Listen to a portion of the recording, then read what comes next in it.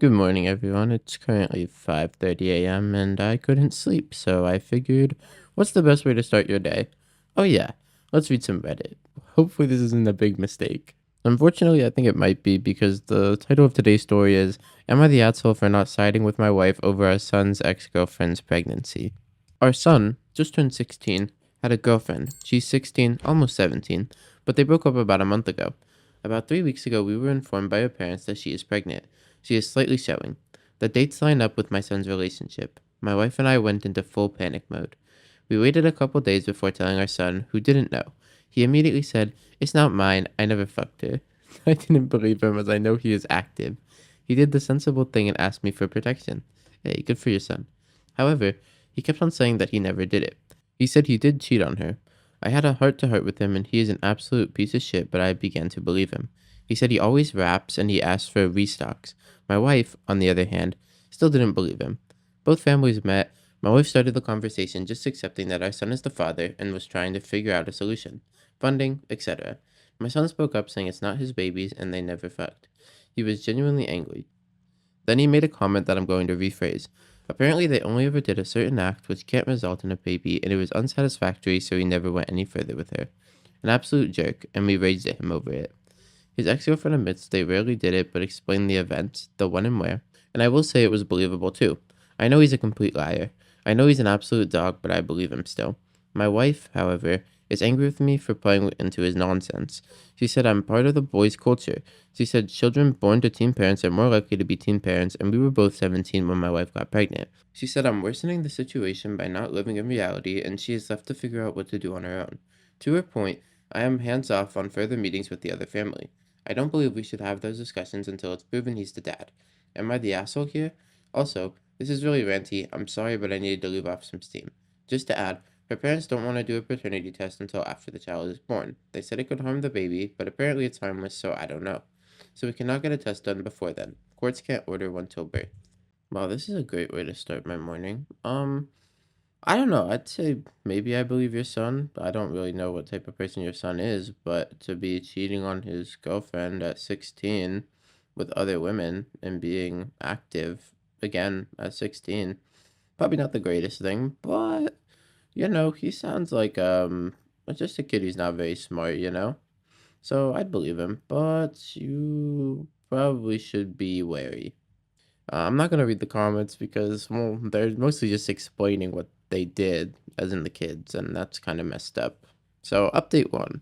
His ex has text messages to a friend around the time in which he discussed my son's large organ and the type of intimacy they had. Oh, God. The messages align with what she says and go beyond the oral that he had said. My wife gloated, but anyway. My wife invited him over without my knowledge. It was carnage. She, our son, and I were sitting on one side of the table. He told his mom that she should sit on the other side and he wouldn't start a conversation until she moved over.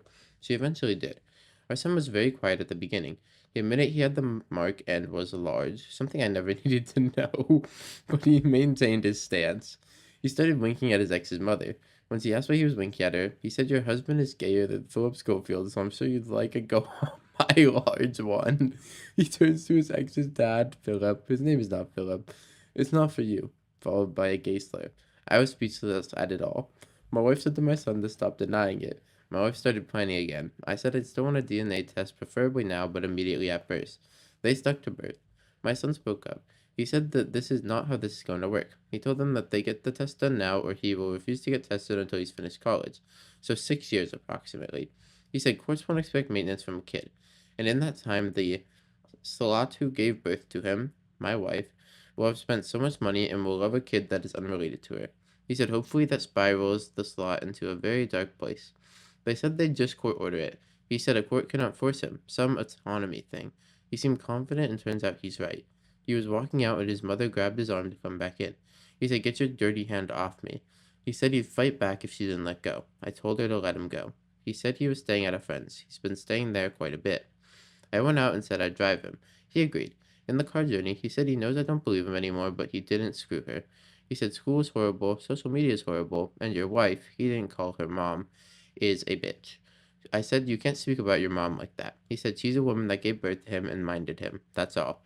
He said she doesn't care how he is coping. She never even asked. When we got to his friends, he cried a bit. He said it's nothing to do with me, but he won't be home much anymore.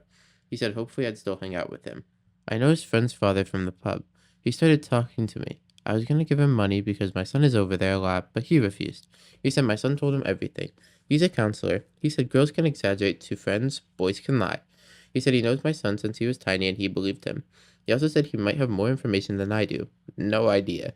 He warned that we are going to lose him if we are not careful. I went home. I told my wife if she so much as says one word to me or our son about the baby without a test being done, we are over. If she doesn't apologize to her son in the next few days and beg him for forgiveness, we are done. I sadly do mean it. It wasn't heat of the moment. By her reaction, I think we will separate for now. I do love her, as we are childhood sweethearts, but my son is my son. It is not a matter of believing him. I probably don't. It's a matter of being there for him. He was always a bad person, but his behavior is erratic and almost asking for help. It's worrying how quickly he has changed. He is the priority for me right now. Counseling and plenty of it. Your son is a piece of shit, man. I don't want to be the one to tell you that because you could probably already figure it out, but he is not being a very good person. However, his behavior definitely screams that he needs help, that's for sure. And other than that, it seems like he's being extremely mean, in particular to the women in this situation, which is definitely not okay. So make sure he doesn't have some like crazy misogyny thing going on with him. And the weird thing is how your son was like completely normal with you in the car, which is why I bring up the misogynist thing. But I wouldn't give your wife an ultimatum to, beg him for forgiveness or you're gonna just split with her, right? I don't think that's right either because your son is definitely in the wrong here. And so is your wife maybe a little bit for not trying to believe her son at all. But who knows? Let's get into update 2. Update 2, a month later. My wife and I are separated, but we're on good terms. I think she understands why I moved out, but we still want to deal with the situation differently. I'm living in a flat with my son. He seems happier. The good news. His ex's parents last Thursday agreed to do a paternity test. That is booked for this Wednesday. I don't know what brought on this sudden change. I told my son they had agreed. He asked me to meet his ex and her parents to apologize. He thanked and apologized to his ex's parents for what he said. They were very good to accept the apology, although I do think he deserved an apology too. He said to his ex that he's not starting anything, but that they both know it's not his. She still insisted it was. I asked if maybe he wanted to apologize to his mother or at least have a discussion with her. He said he won't apologize to her, and he won't forgive her even if she apologizes to him. He said he hates her and always will. That's still another mess. She won't speak to her. If she visits our flat, he leaves. Dang, I hate to be that guy, but this is not the time to be straining your relationship with your mom, bro. You're only 16. Saturday night, I told him I wouldn't be angry if he'd been lying, but if he is, I'd prefer him to be honest rather than find out by the test. He said again it's not his. Quickly after that, he asked me to promise I wouldn't get mad if he told the truth. He said he doesn't want labels, but the reason it went no further with his ex is because he can't stay up with girls, and he uses the condoms, but not with girls. I couldn't respond as he went to bed. I told him Sunday morning I'm fine with him, whatever he is. Immediately, it was a surprise. I did ask about the Philip Schofield comment he made against his ex's dad, and he said nothing like that ever happened. He said it's a guy his own age. I didn't push it any more than that. He wants it kept quiet, so here I am, as I can't tell others, but it'd be a shock at this point if it's his. I tried to keep a straight face while saying that, but where did that come from? I never would have expected that. But I'm glad that his son is finally able to be honest with him if this is real, because honestly, it's looking kind of fake to me. The OP has a comment asking him about him being gay not being an excuse for his behavior. The OP says being gay doesn't absolve his comments. Regardless of the result, he will still be getting counseling. Apologizing was a good step. I don't think he's a misogynist, in the same way I don't think he's a homophobe. I think he said misogynistic and homophobic things to lash out. It's absolutely wrong. If the DNA test shows that his son is the father, if it turns out to be his, he will have to step up and take responsibility. You have a lot of bridge building to do. I'd be very annoyed that he lied, but I don't think I'd regret how I dealt with it. I think the dad is just so concerned for his son in this situation because if this son ends up being the father, yeah, he lied to you, and that really does suck, but he's gonna need his dad more than ever in his life. But enough waiting, we're getting right into update 3 with the maternity test. Update 3, 5 days later. He lied. Oh no! I spent the 800 quid on the test last Wednesday. He didn't seem nervous. He seemed happy. All went well. Thursday morning, I woke up and he wasn't there. He texted me he needed a break for a few days.